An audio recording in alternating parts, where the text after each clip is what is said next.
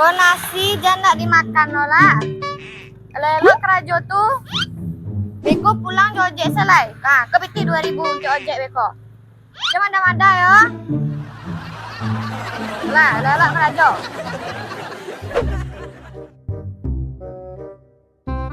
Bang. Rajam bara hari kuah. Baru ketibu baru pertama kali kerajo barulah terlambat sekali.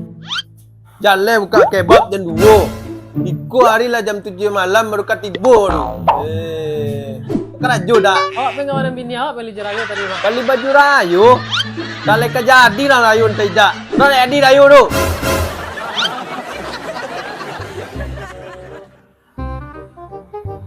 Sudahlah terlambat. Ku Sarawak pendek tu ah.